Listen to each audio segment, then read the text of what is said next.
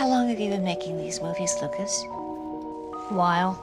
Little Lucas likes to film funerals. And the movie centers around him and his story and his journey through this struggle that he's facing with the loss of his brother. He wants to know, like, what happened to him.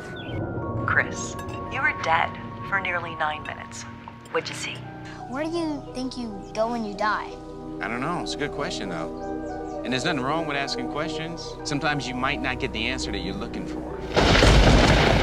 He happens to film my husband's funeral, and when he does his playback when he gets home, he sees that there's a being, a ghost, there at the coffin. What do you think that is? Yeah, I believe in the afterlife, but don't know what to expect, like Lucas. Dad, my video, it's blowing up on YouTube. The news, they want to interview our son about his ghost video. Lucas, that was a totally awesome video, dude. Lucas Simons is becoming quite a local celebrity. Lucas! You're kind of famous. It's weird.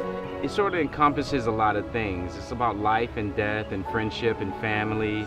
So, I have scheduled a few more interviews for next week. I hope that's okay. It's got comedy, drama, it's a beautiful story. And I think a lot of people can relate to it on many levels. I never wanted this kind of attention. Let's just leave it at that. It's a good mix. And then his relationship with Chris is beautiful. Maybe you should do the interview like this. Well, what drew me to the script was the dramatic turns that the character makes. And I cried the first time I read it, and I cried the second time I read it. And I've never done that with scripts that I've read before. What's interesting, the first time I sat down to read the script, immediately the thought of Tim Meadows playing Chris popped into my head.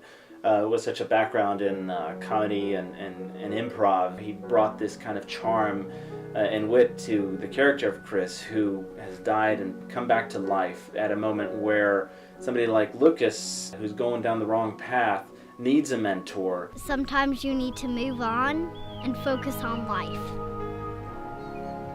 Yes, those are the morals, I think. Yeah.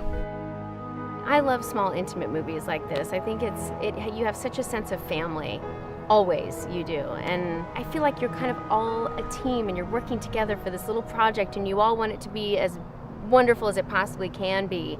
And so you're all there and you show up and you want it to be the best that it can be.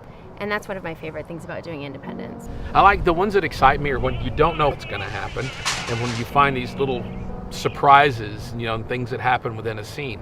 I really like the dinner scene so far with me and Earl. I've burned so many grilled cheeses in my lifetime and I've had to scratch the black off of it. So just instinctually I started scraping it and Josh was like, oh my gosh, that was so funny. So then they did an insert of the black toast. Not a lot of method acting going on there.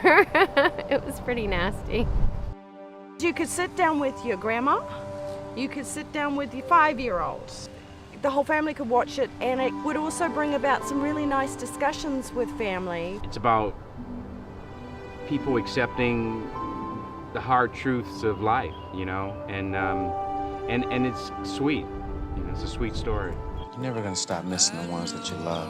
But at some point, you pick up the pieces and you just start living again. I'm chasing out the lies, chasing out the lies.